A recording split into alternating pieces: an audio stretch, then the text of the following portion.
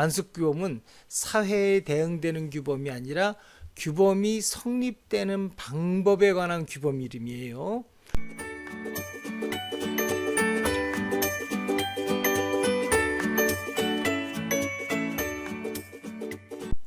이왕 다양한 형태의 규범 개념을 설명하였으니 이제 관습 규범 개념에 대해서도 잠깐 살펴보고 넘어갈게요.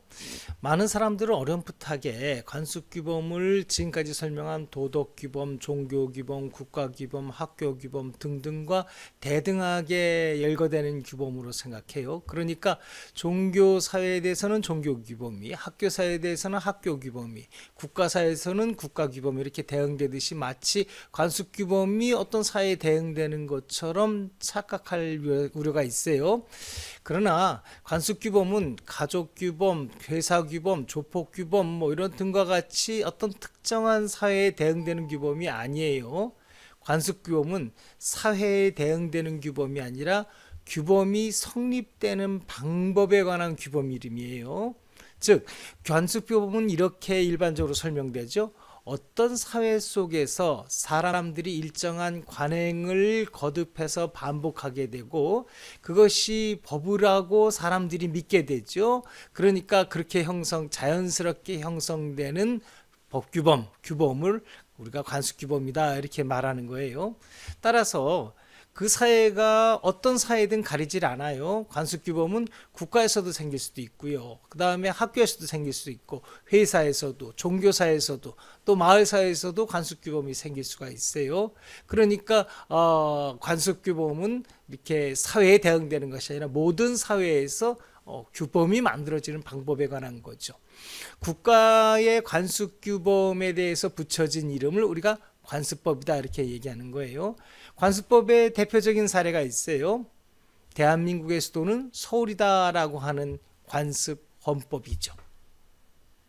원래 헌법 조항을 다 뒤져보면은 대한민국의 수도는 서울이라는 조문이 없어요. 이 조문이 없는데도 어떻게 그것이 헌법일 수 있을까라고 하는 거죠. 또 그렇다고 해가지고 자연법적으로 국가의 본질이 항상 대한민국의 수도는 항상 서울이라고 하는 그런 어떤 본질이 인간사회의 본질이 있었던 것도 아니에요.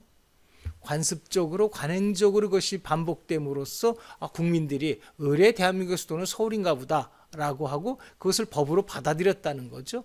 헌법재판소는 어떻게 인정하고 있냐면요, 조선 창건부터 시작해서 지금까지 수백 년 이어온 거듭된 관행, 그때부터 계속 서울을 수도라고 생각했던 거죠. 그리고 국민의 폭넓은 컨센서스가 지금 그러한 생각에서 형성됐고, 그래서 현재는 법적 강제력을 가진다고 국민이 믿고 있다는 거예요. 그러니까 우리가 이것을 헌법조문으로, 법으로, 법규범으로 인정하겠다라고 헌법재판소가 얘기했어요.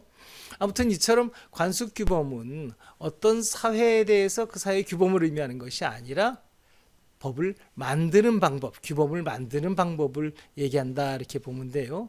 그러니까 당연히 규범이 만들어질 때는 관습적인 방법으로 만드는 것도 있겠지만 다른 방법으로도 규범이 만들어질 수도 있겠죠. 예를 들어 국가의 경우에는 대부분의 법이 관습법으로 만들어지는 것이 아니라 일반적으로 소위 말하는 성문법으로 만들어지게 돼요. 즉 법을 만드는 어떤 기관, 국가의 기관, 권한을 가진 기관이 법을 문서로 기재해서 그것을 국민에게 이게 법입니다 라고 하는 알리는 방법으로 다 법을 만들죠. 이렇게 문서로 국민에게 알린 법, 그래서 성문법이라고 그러죠. 성문법, 대부분의 국가의 법은 다 성문법으로 되어 있어요. 헌법, 법률, 명령규칙, 조례규칙 등이 다 성문법이죠.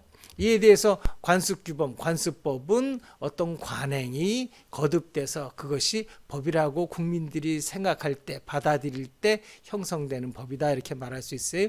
오늘날 관습규범은 거의 역할을 못합니다.